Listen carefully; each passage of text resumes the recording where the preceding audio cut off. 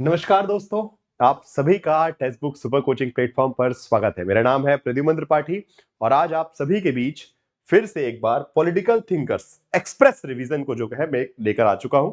So this is the third session of political thinkers express revision. It means कि your unit number 2, आपके unit number 2 में हमने एक session जो है वो लिया था बेसिकली कल, ठीक है। सो 9th को, ठीक है, 9th ऑफ बेसिकली आपका बेसिकली 9 नवंबर को, ठीक है, 9 नवंबर को आपका सेशन हुआ था पहला 5 पीएम पे, उसके बाद 6:30 पीएम पे। और अब जो है ये सेशन जो है एक और क्लास जिसमें हम बचे हुए जो आपके थिंकर्स हैं, ओके, बचे हुए पॉलिटिकल थिंकर्स हैं यूनिट नंबर 2 से, उनको फटाफट रिवाइज करेंगे।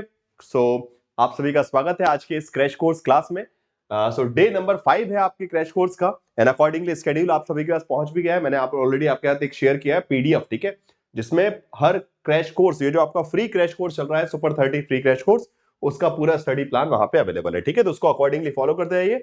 डे नंबर 5 है आज, पॉलिटिकल थिंकर एक्सप्रेस रिवीजन हम स्टार्ट करते हैं, ठीक है। चलिए, आप सभी से रिक्वेस्ट है कि एक बार मेक श्योर कीजिएगा कि आपने टेक्स्ट बुक सुपर कोचिंग के यूट्यूब चैनल को जरूर सब्सक्राइब कर लिया हो और साथ साथ टेलीग्राम ग्रुप को, ओके। तो यूट्यूब चैनल को सब्सक्राइब करना है।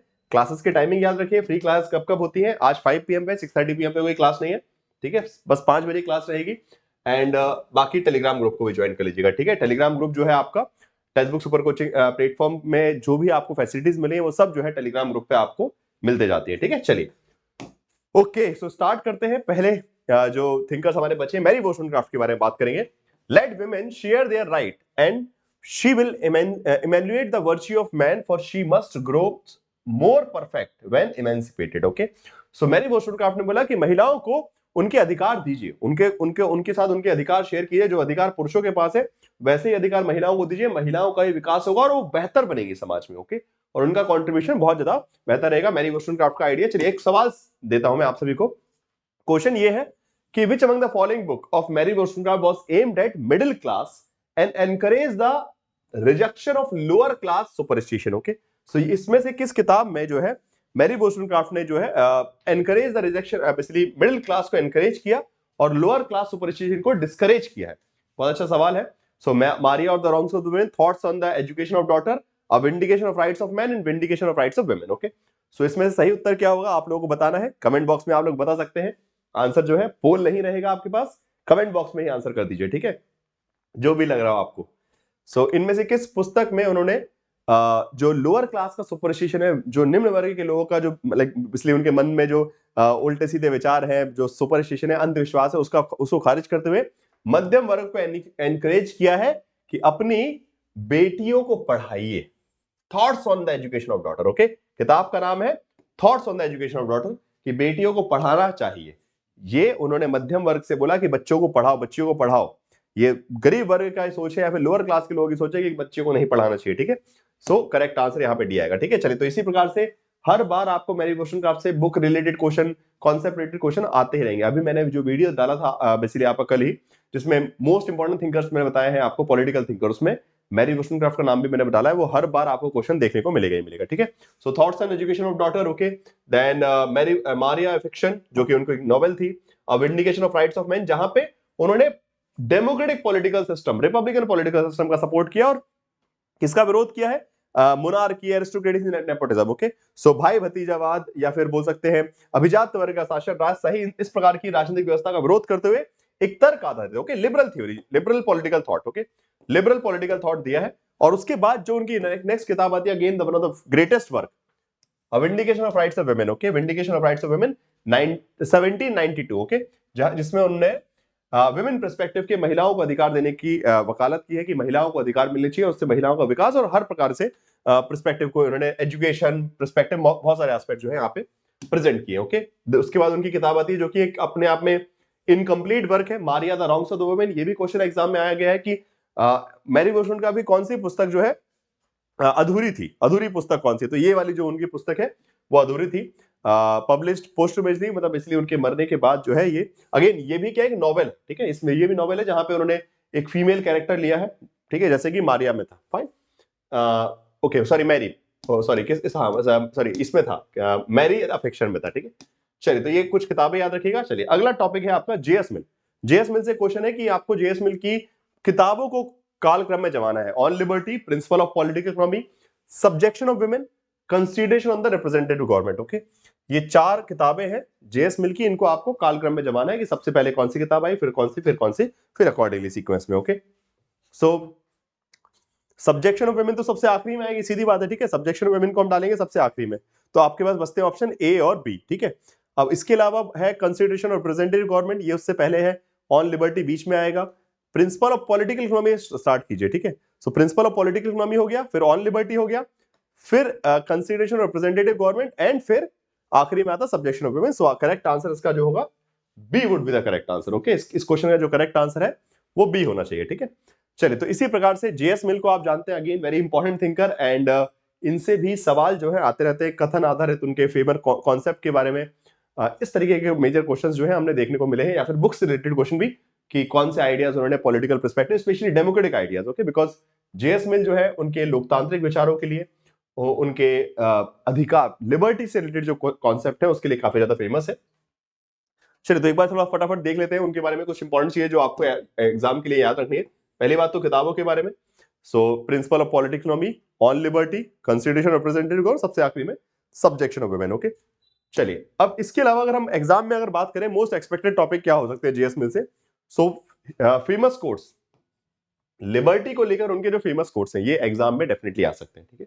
सो बेसिकली लिबर्टी से संबंधित जो उनके प्रसिद्ध उद्धरण है वो इंपॉर्टेंट है। इसके बाद यूटिलिटेरियन पर्सपेक्टिव, उपयोगितावाद का जो विचार है, जहां पे उन्होंने बेंथम की थ्योरी को क्रिटिसाइज करके एक अपना मोर एल्ट्रुइस्टिक वर्जन और let's say quality based perspective of utilitarianism दिया। उपयोगितावाद का जो है एक गुणात्मक परिप्रेक्ष्य प्रेजेंट किया है, जो कि आदर्शों पर बेस्ड है, एल्ट्रुइज्म है, उसमें आइडियलिज्म है, वैल्यूज है, नॉट जस्ट क्वांटिटी।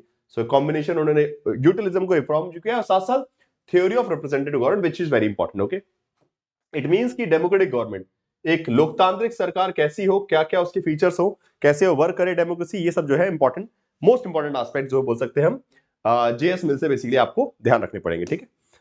कुछ कोट्स मैंने यहाँ पे ऑलरेडी लिख दिए हैं कि फेमस कोट्स जेएस मिल के क्या क्या है, जैसे if all Mankind minus one of one opinion, okay, मतलब पूरी दुनिया में से सिर्फ एक व्यक्ति भी अगर अलग विचार का है तो उसको अपना विचार कहने की, बात रखने की पूरी जस्टिफिकेशन है, ठीक है। और मान लीजिए, जैसे उसको उन्होंने अपोजिट करते बोला कि मान लीजिए कल के दिन ऐसा हो कि एक व्यक्ति शासन कर रहा हो और बाकी सबको चुप करवा दे रहे, तो जैसे वो अन्यायपूर्ण है, एक व्यक्ति का शासन और बाकी सबको चुप करवा दिया, जैसे वो अन्यायपूर्ण है, वैसे ही सारे लोग, एक मेजोरिटी का बात चल रही है और जो अल्पसंख्यक में जो सिंगल पर्सन है उसकी बात कोई नहीं सुन रहा, या फिर उसको उसको चुप करवा दिया गया, तो वो भी उतना ही, मतलब उन्होंने कंपैरिजन किया कि हजारों लोग एक को चुप कर दे या फिर एक जो है हजारों को चुप कर दे, दोनों ही बराबर रूप से गलत है। ओके, सो इसीलिए उन्होंने बोला कि बोलने क्या जा सकता, करना आपको अपने हिसाब से, आपको सीधी बात है कि मेजोरिटी विषय करेंगे, बट हर व्यक्ति को अपनी मत रखने के अधिकार होना चाहिए, अपने बात रखने का।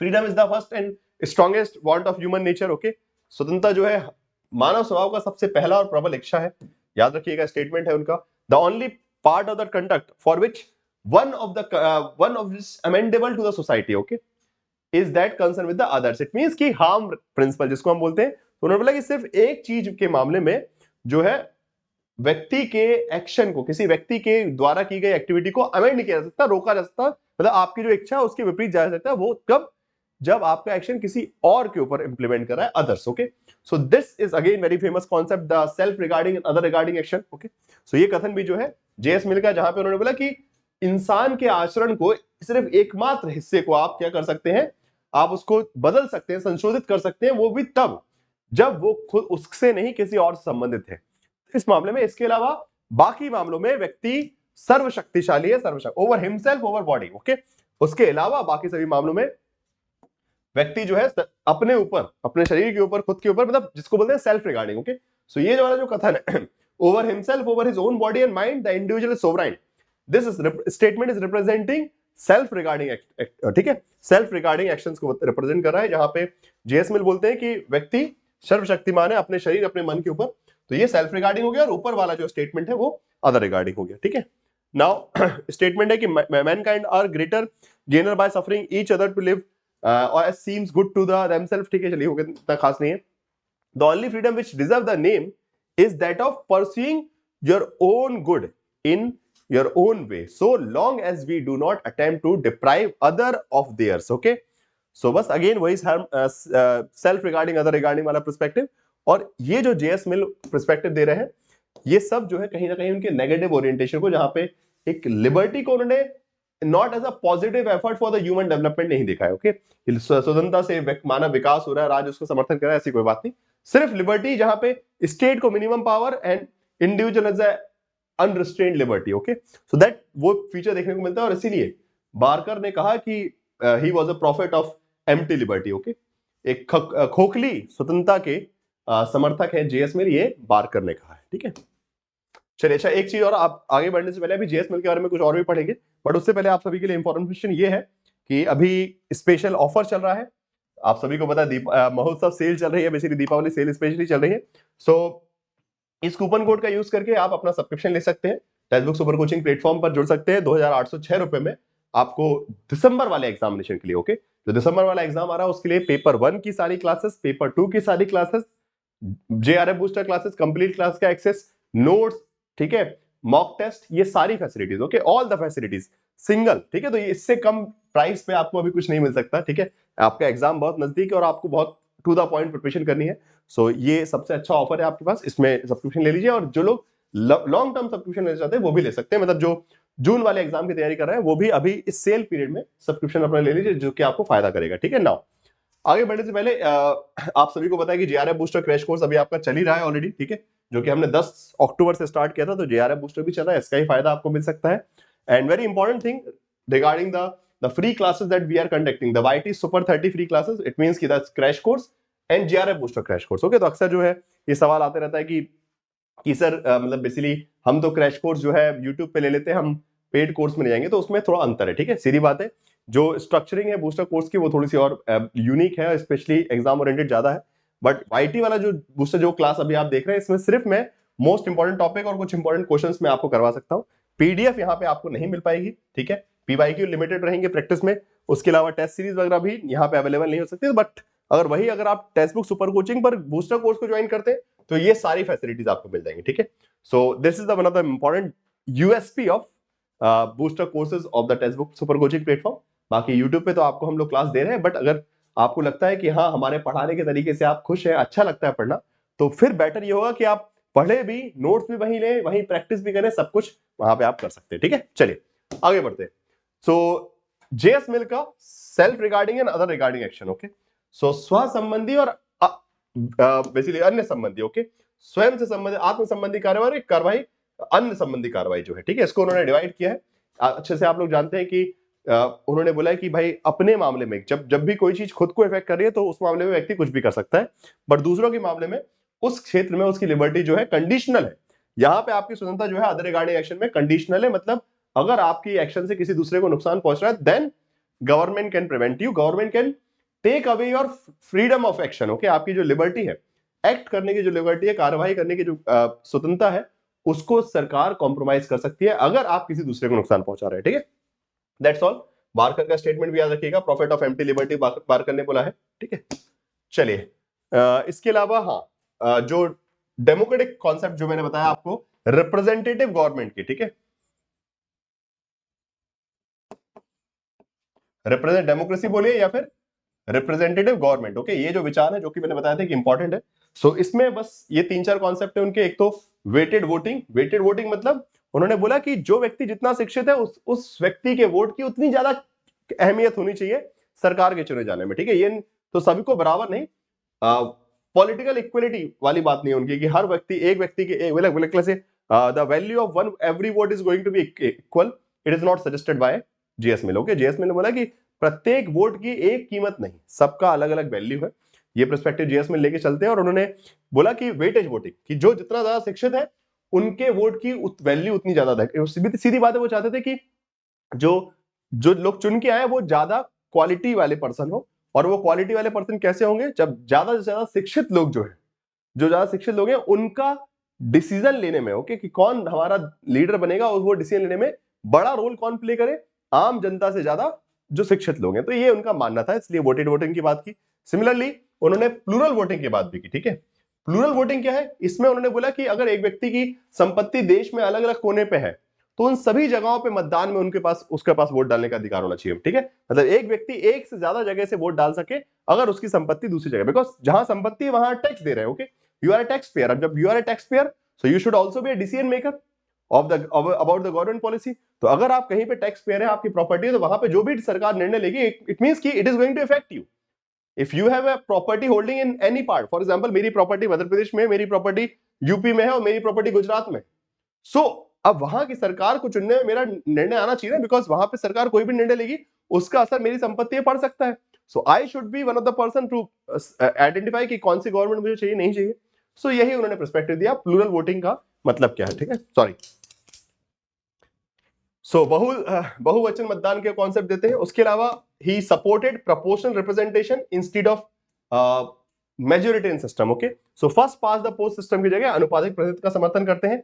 गुप्त मतदान पत्र की जगह खुला मतदान, okay, so secret ballot system को विरोध करते हैं, ओपन बैलेट सिस्टम की बात करते हैं, और महिलाओं को भी वोट देने की बात करते हैं कि महिलाओं के पास भी वोटिंग अधिकार होना चाहिए। ये सब उनकी कुछ इंपॉर्टेंट फेमस आइडियाज है, जो कि greater power to the upper house, हाँ, उच्च सदन को ज्यादा शक्ति है। जैसे कि यूजुअली रिप्रेजेंटेटिव डेमोक्रेसी में क्या होता है, प्रतिनिधि लोकतंत्र में जो भी जहां पे भी हम देखेंगे, फॉर एग्जांपल भारत में भी, तो प्रतिनिधि लोकतंत्र में मुख्य रूप से किसके पास पावर ज्यादा होती है, आपके लोअर हाउस के पास, मतलब लोकसभा जैसे। बट जेएस मिल ने बोला कि नहीं, अपर हाउस के पास ज्यादा पावर होनी चाहिए, मतलब जो कि जैसे कि राज्यसभा या फिर ब्रिटेन में कौन सा हाउस ऑफ लॉर्ड्स, ना कि हाउस ऑफ कॉमन्स। ओके, तो जनता के सदन की जगह जो एल्डर्स का हाउस है, ठीक है, हाउस ऑफ एल्डर्स जिसको हम बोलते हैं, जो उच्च सदन है उसके पास ज्यादा ज्यादा शक्तियां होनी चाहिए और लोअर सदन के पास कम, ठीक है।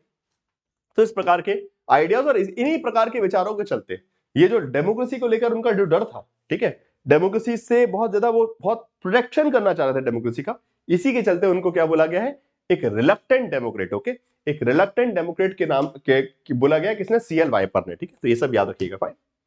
चलिए अब आगे बढ़ते हैं, नेक्स्ट आते हैं one and only the great खली, द कार्ल मार्क्स। ओके, हम बोल सकते हैं द ग्रेट खली ऑफ पॉलिटिकल थॉट और पॉलिटिकल थिंकर। इनसे आगे कोई नहीं है, ठीक है, पॉलिटिकल थॉट पॉलिटिकल थ्योरी में अगर जो इन्होंने करिश्मा की है वो कोई और नहीं कर पाया। सो उनकी जो पॉपुलैरिटी है कहीं ना कहीं अपने आप में अद्भुत है। सो कार्ल मार्क्स को आप लोग अच्छे से जानते हैं, मुझे नहीं लगता कि मैं उनकी कोई परिचय दूं तो वो भी अपने आप में बेइज्जती होगी। किताबों के नाम है एग्जाम में, क्योंकि अक्सर इनकी किताबों को सीक्वेंस में जमाने के लिए दिया जाता है, ठीक है। तो सीक्वेंस याद रखिएगा, सबसे पहले ऑन ज्यूइश क्वेश्चन, फिर economical philosophical manuscript, thesis of Feuerbach and German ideology, communist manifesto, एट्रिन Brumaire, Louis Bonaparte. Okay, famous book है, याद रखिएगा, अक्सर लोग इसको मिस कर देते हैं। And contribution to the critique of politics, and Das capital आप सब जो जानते हैं, क्रिटिक ऑफ गोदा प्रोग्राम। तो ये कुछ महत्वपूर्ण पुस्तकें हैं और उसमें दिए गए कॉन्सेप्ट। सो आपके पास एक क्वेश्चन आ सकता है मैच द फॉलोइंग का, मैच द फॉलोइंग क्वेश्चन आ सकता है जिसमें 4 अलग अलग किताबों के नाम देते हैं, because from the last period of time they were just asking question regarding arranging the books of Karl Marx in a sequence. Okay, अभी तक जितने भी सवाल आए वो अक्सर ऐसे आए कि कार्ल मार्क्स की पुस्तकों को कालक्रम में जमाइए, बट कब तक एक ही प्रकार का क्वेश्चन देंगे, वो कभी ना कभी कुछ बदलेंगे। और इसलिए अब सवाल ऐसा भी आ सकता है कि किताब का नाम और उसमें दिया गया विचार, कौन सी किताब में कौन सा विचार उन्होंने दिया है, तो वो आप थोड़ा सा ध्यान रखिए, ठीक है। आधार अधिरचना, सर्वहार क्रांति, कैमरा ऑब्स्क्यूरा, ओके, ये सब। अच्छा, ये भी हो सकता है कि जैसे उनकी फेमस कॉन्सेप्ट है कॉमोडिटी फेटिश, ठीक है, या फिर कैमरा ऑब्स्क्यूरा। तो ये डायलेक्टिकल मेटरिज्म, हिस्टोरिकल मेटरिज्म, ये सब तो आपको अच्छे से पता ही है, कई बार हमने हजारों बार पढ़ लिए होंगे अभी तक तो। सो एक बार थोड़ा सा अच्छे से उसको फोकस कर लीजिएगा। बाकी कार्ल मार्क्स को अटेम्प्ट करने का, ठीक है, कार्ल मार्क्स के क्वेश्चंस को अटेम्प्ट करने का सीधा कॉन्सेप्ट है, अगर आपने कॉन्सेप्चुअल अंडरस्टैंडिंग और उस व्यक्ति की तासीर समझ ली कि वो क्या है, क्या सोचता है, क्या कर सकता है, आप इजीली अटेम्प्ट कर लेंगे। वहां पे बहुत ज्यादा वेरिएशंस नहीं है, उनके थॉट पॉइंट टू पॉइंट चल रहे हैं, स्ट्रिक्ट टू द पॉइंट है। बहुत कभी कभी आपका एक्सेप्शन कॉन्ट्रडिक्शन देगा, तो इसलिए क्वेश्चन में कंफ्यूजन होने के चांसेस बहुत कम रहते हैं। कार्ल मार्क्स के क्वेश्चंस आप बहुत इजीली अटेम्प्ट कर सकते हैं, बस किताबों के याद रखिएगा, और स्पेशली जो फेमस कॉन्सेप्ट है, ठीक है, बेस एंड सुपरस्ट्रक्चर का जो कॉन्सेप्ट है उनका, कमोडिटी फेटिश का जो कॉन्सेप्ट है, सरप्लस वैल्यू का कॉन्सेप्ट है, एलिनेशन थ्योरी जो है, ठीक है, अलगाव का सिद्धांत उन्होंने दिया है, सरप्लस वैल्यू का अधिशेष मूल्य का सिद्धांत दिया है, आधार अधिरचना का सिद्धांत है उनका, द्वंदात्मक भौतिकवाद, द्वंदात्मक द्वंदात्मक नहीं, ऐतिहासिक भौतिकवाद, इस जितने भी कॉन्सेप्ट है कई बार मैंने आपको क्लासेस में पढ़ाए भी हैं, आपके पेड क्लासेस वगैरह के नोट्स वगैरह में भी आपको मिल जाएंगे, ठीक है। नाउ नेक्स्ट क्वेश्चन, अब यहाँ पे आपको अरेंज करना है इन चीजों को, ये अलग अलग किताबों के नाम या फिर बुक्स के नाम या फिर हो सकते हैं लाइक आर्टिकल्स के नाम है, ये 4 अलग अलग थिंकर्स, ग्रामशी, हैना अरेंट, फ्रांस फानन एंड माओ जेडोंग, इनको आपको सीक्वेंस में अरेंज करना है, ठीक है। तो ग्रामशी की किताब है, सॉरी बेसिक ग्रामशी का एक आर्टिकल है मैन और मशीन, हैना अरेंट का है the origin of totalitarianism, okay, उसके बाद फ्रेंच फ्रेंड्स का the rest of the earth, और उसके बाद Mao on people's democratic rule. Okay, people's democratic rule. तो सबसे पहले क्या आएगा भाई, सब ए से स्टार्ट करें, मैन और मशीन। ओके, 1916 1916 में ग्रामशी का न्यूज़पेपर आता है ये, ठीक है, मैन और मशीन, ग्रामशी का आर्टिकल है, सॉरी। उसके बाद नेक्स्ट नंबर पे आएगा माओ Zedong on people's democratic rule. Okay, इसके बाद सो ए हो गया, डी हो गया, ए डी। फिर आगे बढ़ते बढ़ते इसके बाद आ जाएगा हैना अरेंट का ओरिजिन 1951 में, ठीक है, 51 में ये हो गया। और उसके बाद सबसे आखिरी में the rest of the earth by French parents. So correct answer would be C. So चार अलग अलग थिंकर्स की किताबों को उनको भी सीक्वेंस में आ सकते हैं कि अच्छा उनकी अलग अलग बुक्स दे दी या फिर उनके इंपॉर्टेंट आर्टिकल्स दे दिए, बोला मैच इनको सीक्वेंस में अरेंज कीजिए। सो ये भी एक एक्सपेक्टेड क्वेश्चन आपका हो सकता है, ठीक है। चलिए थोड़ा थोड़ा सा ग्रामशी के बारे में देखेंगे, कुछ इंपॉर्टेंट बातें। वैसे ग्रामशी को आप लोग अच्छे जानते हैं कि he is one of the, he is credited for let's say what we can say changing the nature of Marxist theory, because Marxist theory was too much indulged in the economical interpretation. Okay, मार्क्सवादी विचार जो है पूरी तरीके से आर्थिक परिप्रेक्ष्य में डूब चुका था, और उस आर्थिक परिप्रेक्ष्य की खाई से मार्क्सवाद को खींच के लेके आना और उसको एक सांस्कृतिक पहचान देना, कल्चरल ओरिएंटेशन देना। और अगेन किसके इंस्पिरेशन से, he was inspired by the thinkers like Benedetto Croce as well as Hegel. Okay, Hegel के पर्सपेक्टिव है, बेनेडिक्टो कोर्सेस के पर्सपेक्टिव है, जहां पे आइडियाज को इंपॉर्टेंस दी। ओके, कि विचार भी महत्वपूर्ण है, ठीक है, ideas are important, consciousness is important. Okay, चेतना, विचार, ये सब जो है समाज की संरचना में, सोशल ऑर्डर के फॉर्मेशन में इंपॉर्टेंट रोल प्ले करते हैं, ठीक है। ग्रामशी ने बोला कि it's not just about economy. Okay, सिर्फ आर्थिक व्यवस्था नहीं, आर्थिक व्यवस्था के अलावा भी दूसरे जो एस्पेक्ट है जिनको कार्ल मार्क्स सुपर स्ट्रक्चर में रखते हैं। तो कार्ल मार्क्स कहते थे कि आधार अधिरचना को निर्धारित करते हैं, base determine the super structure, economical system will determine all the other system. That was Karl Marx. Okay, Karl Marx का मानना था कि जो आर्थिक व्यवस्था है, जैसे कि हम डिफरेंशिएट भी देख सकते हैं, यहां पे इकोनॉमिकल डिटरमिनिज्म है। Okay, base determine the super structure. Okay, Karl Marx कहते थे कि आधार जो है वो अधिरचना को निर्धारित करेगा, इकोनॉमिकल सिस्टम जो है बाकी political system, culture system, okay, राजनीतिक व्यवस्था, सांस्कृतिक व्यवस्था, धर्म, राजनीति, सब कुछ जो है किसके हिसाब से चलेगा, आर्थिक व्यवस्था के हिसाब से। बट ग्रामशी ने बोला कि नहीं, आधार और अधिरचना सापेक्ष है और अधिरचना भी आधार को निर्धारित करती है। सो कल्चर बदलेगा, पॉलिटिकल सिस्टम बदलेगा, रिलीजन बदलेगा, तो उसका असर इकोनॉमिकल सिस्टम पे भी पड़ेगा। तो दोनों टू वे रिलेशन है, यहाँ पे वन वे रिलेशन नहीं है, इस प्रकार से। एंड यहाँ पे जो आपका सब ह्यूमन रिलेटिविज्म का concept, sir historical relativism instead of historical materialism. Okay, जो कार्ल मार्क्स चिल्ला चिल्ला के चलेगा कि ऐतिहासिक भौतिकवाद है, इतिहास पूरा जो है भौतिकवादी व्यवस्था पे बटा हुआ है, उसका उन्होंने दूसरा पर्सपेक्टिव दिया कि नहीं, इतिहास जो है रिलेटिव है। ओके, हिस्ट्री जो है सिर्फ एक चीज पर आधारित नहीं है, सिर्फ मटेरियल। ओके, तो history is not just based on material. Hegel sorry Karl Marx was continuously saying, Karl Marx ने कहा कि भाई इतिहास जो है वो भौतिक चीजों पर आधारित है। पूरा इतिहास आप उठा के देख लीजिए, जिसके पास भौतिक संसाधन उसकी सरकार चलती है। ये कार्ल मार्क्स का कहना था कि बिकॉज फ्यूडल लॉर्ड्स के पास क्या थी, जमीनें थी, इसलिए फ्यूडल लॉर्ड्स के हिसाब से गवर्नमेंट सब कुछ सिस्टम चला, ठीक है। कैपिटलिज्म में बोलते हैं कि कैपिटलिज्म में पूंजीपतियों के पास संपत्ति है और इसलिए कैपिटलिस्ट के हिसाब से ही सरकार चलती है, ठीक है। बट ग्रामशी ने बोला कि नहीं, एक व्यवस्था जो है वो सिर्फ और सिर्फ भौतिक संसाधन नहीं, उसके अलावा ही बहुत सारे एस्पेक्ट हैं, जैसे कि वहां की कल्चर क्या है, वहां के लोगों की मान्यताएं क्या है, वहां का लोगों की संस्कृति क्या है, वहां पे किस प्रकार का विचार चल रहा है, धर्म क्या है, वो सब चीजें जो है वहां की सामाजिक परिप्रेक्ष्य को बनाती है, ठीक है। सो इतिहास जो है सिर्फ और सिर्फ आर्थिक व्यवस्था नहीं, वो बहुत सारे अलग अलग चीजों से मिलकर बनता है, ठीक है। तो इस प्रकार से ग्रामशी और कार्ल मार्क्स के बीच का डिफरेंशिएशन है। फाइन, ग्रामशी ने की फेमस राइटिंग्स भी है, जैसे यहाँ पे the great and terrible world, the prison notebook, okay, modern Prince. Okay, modern Prince याद रखिएगा, ये इंपॉर्टेंट है, ठीक है, द प्रिंस प्रिजन नोटबुक। इसके बाद सदर्न क्वेश्चन भी एक किताब है उनकी। हाँ, ये कुछ फेमस किताबों के नाम है, एग्जाम में डायरेक्टली आ सकते हैं। अखबार जो है, ठीक है, अखबार और श्रमिक, उसके अलावा ये किताब है and man on the machine. Okay, man और द मशीन, जो आर्टिकल मैंने अभी आपसे पूछा भी था, ठीक है, 1 ईयर ऑफ हिस्ट्री, ये सब कुछ फेमस उनके आर्टिकल्स हैं, ये कुछ उनके फेमस लेख है, ठीक है। चलिए, इसके अलावा हेजीमनी का कॉन्सेप्ट दिया है, और हेजीमनी उनका सीधा कॉन्सेप्ट है। देखिए, उन्होंने बोला कि कोई भी पॉलिटिकल सिस्टम या फिर कोई भी इकोनॉमिकल सिस्टम कहीं पे प्रिविलेंट इसलिए होता है, इसलिए नहीं होता कि बिकॉज उसके ऊपर बलपूर्वकता से उसको दबा रखा गया, वहां पे ऐसा नहीं है कि लोगों ने उस पर जबरदस्ती की गई है, वो इसलिए वहां पे स्थापित है बिकॉज लोगों ने उसको एक्सेप्ट कर लिया, उसके लिए एक सहमति जो है, एक सर्व सहमति जनता के बीच में बनाई गई है। Manufactured consent. उन्होंने बोला कि हेजीमनी क्या है, अगर कोई भी आइडिया कहीं पे आपको हेजीमनिक दिख रहा है, किसी भी व्यवस्था में कोई भी विचार, किसी भी देश में कोई विचार आपको आधिपत्य में दिख रहा है, सबसे ऊंचा दिख रहा है, तो वो इसलिए नहीं कि वहां पे मारा पीटा गया है लोगों को, वो इसलिए बिकॉज वो विचार लोगों के मन में कहीं ना कहीं सहमति क्रिएट कर चुका है, लोग उससे एग्री कर गए, और उसी को उन्होंने हेजीमनी बोला। उनका ये कहना था कि कैपिटलिस्ट सोसाइटी में जो आपका बोल सकते हैं जो लाइक कैपिटलिज्म का जो विचार है, पूंजीवाद का जो विचार है, वो एक हेजीमनी बन चुका है, लोगों के मस्तिष्क में बैठा हुआ है, लोगों के दिमाग में, और इसलिए जब तक आप उसको नहीं हटाएंगे, ठीक है, उसको हटाना पड़ेगा आपको, सिर्फ युद्ध करके आप उसको हटा नहीं हटाएंगे, ठीक है, आप युद्ध करके लोगों क्या आप युद्ध करके क्या जीत सकते हैं, टेरिटरी जीत सकते हैं, जमीन जीत सकते हैं, आप युद्ध करके लोगों का दिल नहीं जीत सकते, ठीक है, बहुत सीधी सी बात है।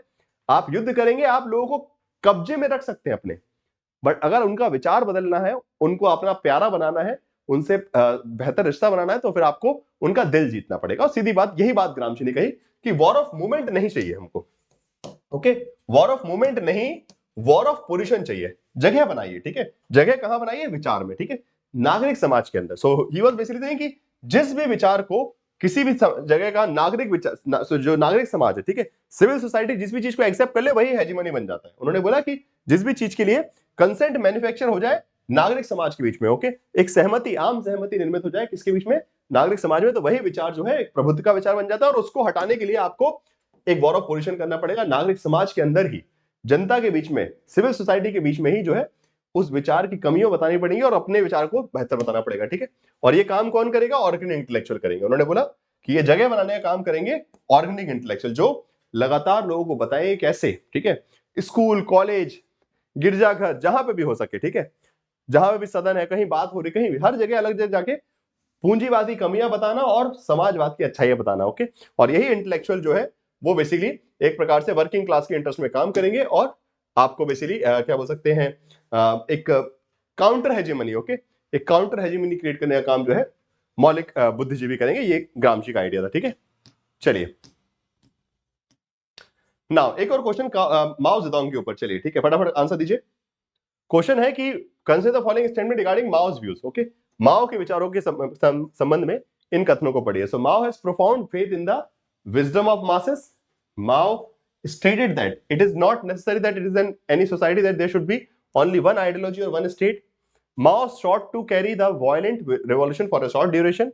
Again, wrong statement. People as more important factor than the weapon is war. बिल्कुल सही इस कथन है।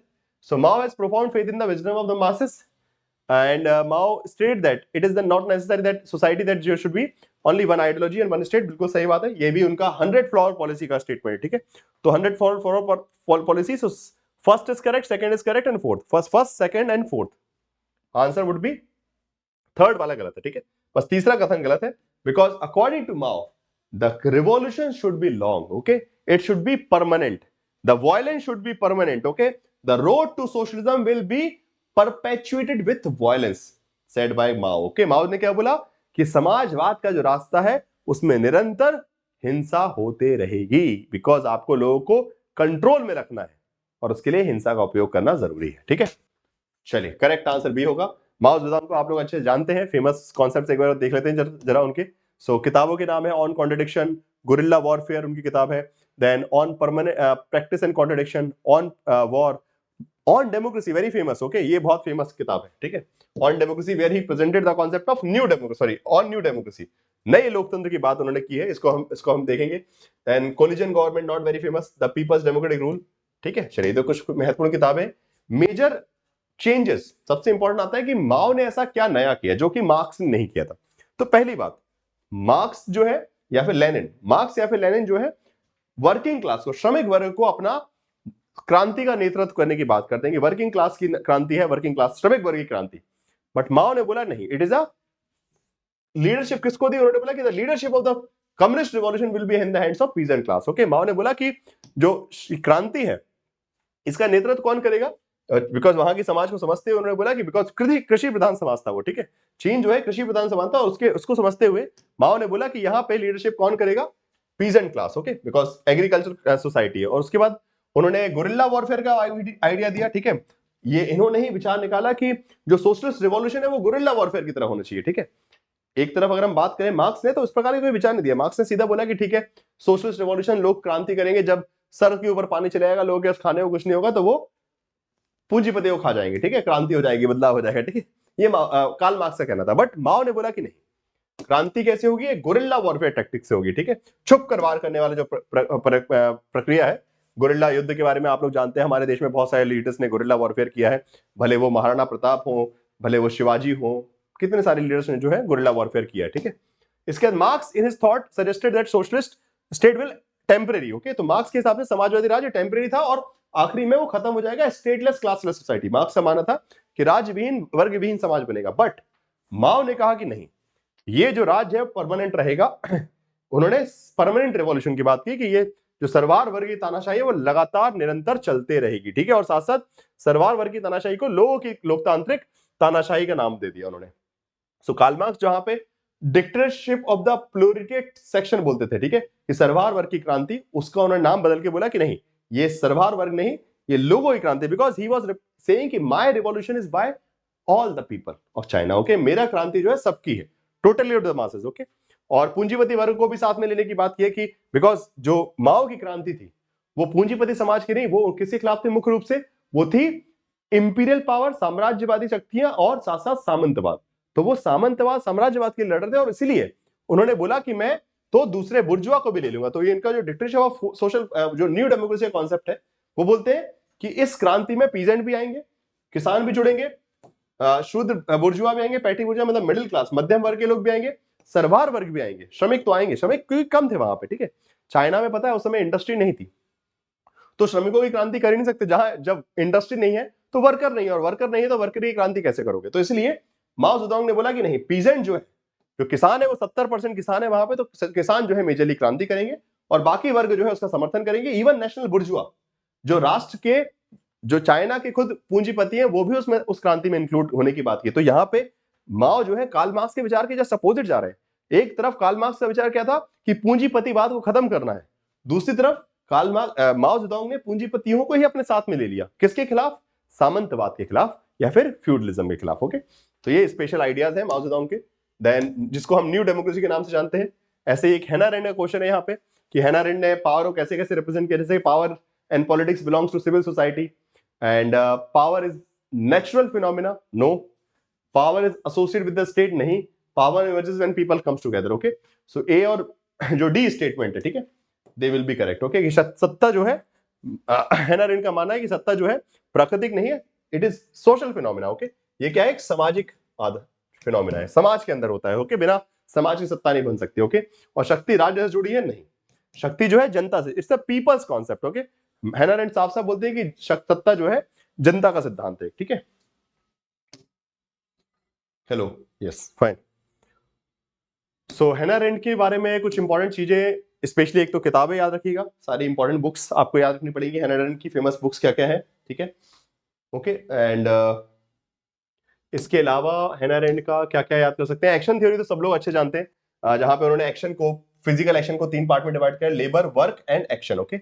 लेबर मतलब जहां पे आप वही काम कर रहे हैं जो जानवर भी करते हैं, खाना, उठना, सोना, ठीक है।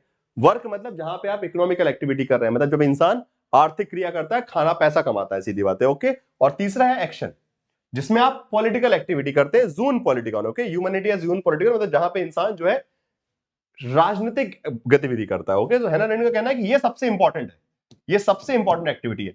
अगर आप सिर्फ यहां तक सीमित है कि खाया पिया सोए और पैसा कमाया, then you are responsible for the rise of totalitarianism, okay. अधिनायकवाद, एक ऐसी सरकार जो आपका गला घोट देगी, आपके अधिकार छीन लेगी, उस सब का ओरिजिन का कारण यही है कि लोग मैक्सिमम यहीं तक लिमिटेड है। पॉलिटिकल एक्टिविटी में लोग हम बोलते हैं, अरे हम we are apolitical, we are not concern about the political parties, okay, हमको किसी पॉलिटिकल पार्टी से लेना देना नहीं, जो बोलचाल की भाषा में हम लोग बोलते हैं ना, यही समस्या है, ठीक है। तो उन्होंने ये बताया कि आज के मॉडर्न डेमोक्रेटिक सिस्टम में सबसे बड़ा डर यही है कि लोग अगर यहां तक फंसे रहे और वो पॉलिटिकल एक्शन नहीं किया तो कहीं ना कहीं पावर जो है मिसयूज होगी और स्टेट जो है अपनी पावर को इंक्रीज कर लेगा, ठीक है। सो उन्होंने बोला कि एक्शन होना चाहिए और एक्शन में भी 3 पार्ट में डिवाइड कर दिया, ये उनका सॉल्यूशन था। जो प्रॉब्लम उन्होंने बताई कि द राइज ऑफ टोटलिटेरियनिज्म किताब में, ओके। सो पहले उन्होंने बताया द राइज ऑफ बेसिकली टोटलिज्म में, वहां पे उन्होंने प्रॉब्लम बताई कि क्या समस्या है, कि आधुनिक मॉडर्निटी को उन्होंने रिस्पॉन्सिबल बताया कि मॉडर्न सोसाइटी में क्या हो रहा है कि people are more concern about their private sphere and not concern about the social political sphere. लोग जो है राजनीतिक क्षेत्र में कम सक्रिय और अपने निजी क्षेत्र में ज्यादा सक्रिय हैं, और यही समस्या इसके चलते जो है हिटलर जैसे लीडर जो है पैदा हो गए, हिटलर जैसा आदमी जो है खूंखार आदमी बन गया। फाइन। सो उन्होंने समाधान क्या बताया कि वो समस्या थी, समाधान क्या है, ह्यूमन एक्शन किताब में उनकी जो दूसरी किताब थी ह्यूमन एक्शन। ओके, सो पहले ओरिजिन ऑफ टोटल लिखा, फिर उसके बाद ह्यूमन एक्शन।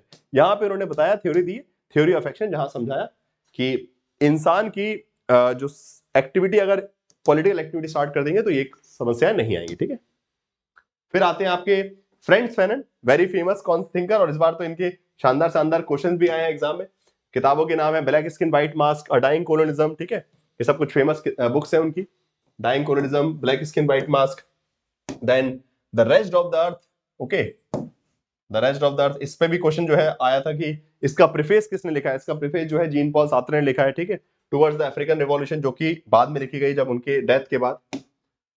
इसके बाद he is majorly concern about the issue of racism. Okay, उनका मुख्य आधार क्या था, रेसिज्म। सो तीन चार चीजों से मिलकर बनते हैं फ्रेंड्स फैनन। ओके, उनके अगर कॉन्सेप्ट्स को अगर हम सम अप करेंगे तो एक तरफ आपका आ गया रेसिज्म। ठीक है, जो लाइक आप बोल सकते हैं रंग भेद है, उसका विरोध करते हैं। आइडियोलॉजिकल ओरिएंटेशन से वो क्या है, सोशलिस्ट थिंकर है, मार्क्सवादी विचारक बोल सकते हैं आप उनको, कहीं ना कहीं मार्क्सिस्ट आइडिया से, सोशलिस्ट आइडिया से प्रभावित है। तीसरी तरफ अगर हम उनका पॉलिटिकल ओरिएंटेशन देखेंगे वर्ल्ड पॉलिटिक्स में, तो पोस्ट कॉलोनियल, उत्तर औपनिवेशिक। ओके, बिकॉज उन्होंने भी उपनिवेशवाद देखा है, तो उपनिवेशवाद विरोधी है वो। ठीक है, रंग भेद व्यवस्था के विरोध करते हैं, उपनिवेशवाद का विरोध करते हैं, और वेस्टर्न डोमिनेंस का भी विरोध करते हैं, और कहीं ना कहीं मार्क्सिस्ट आइडियोलॉजी से बिलोंग करते हैं।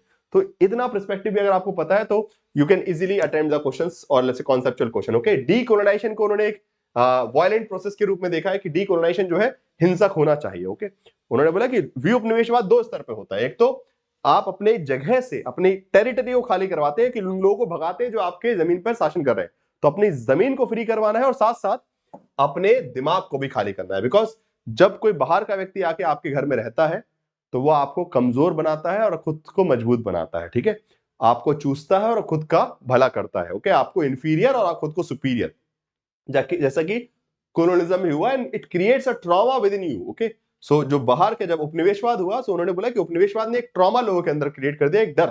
तो उस डर को जब तक हम फ्री खत्म नहीं करेंगे, और उसके लिए हिंसा चाहिए, वायलेंस। ओके, जब आप उन्हीं बाहर से आए लोगों को मार मार के भगाएंगे, ठीक है, तभी जाके आपके कलेजे को ठंडक मिलेगी और आप में आत्मविश्वास जागेगा, सेल्फ कॉन्फिडेंस। ओके, तो फैनन ने बोला कि जब तक ये जो डीकोलोनाइजेशन की प्रक्रिया है, विउपनिवेशवाद की प्रक्रिया है, जो आपकी राष्ट्रवादी क्रांति है, जब तक वो हिंसा नहीं होगी, जब तक उसमें खून नहीं बहेगा, तब तक इन लोगों को एक नई पहचान नहीं मिलेगी। ओके, ये जो नेटिव लोग हैं, जो कि आपके देश के लोग हैं, वो जब तक हिंसा नहीं करेंगे, खून खराबा नहीं करेंगे, तब तक उनको नई पहचान नहीं मिलेगी। बिकॉज अभी तक क्या, वो हमेशा अपने आप को इंफीरियर फील करते हैं। उनको अंग्रेजों ने हमेशा इंफीरियर फील कराया कि तुम नीचे हो, तुम नीचे हो, नीचे हो, तो उनके मस्तिष्क में बैठा है कि वो नीचे है। तो अगर यही लोग उन्हीं अंग्रेजों को अगर डीकोलोनाइजेशन के प्रोसेस में अगर मारते पीटते, तो कहीं ना कहीं इनके मन में वो साहस जागता कि नहीं, हमारी भी एक संस्कृति है, हमारा भी कल्चर है, हमने भी इनको हराया है।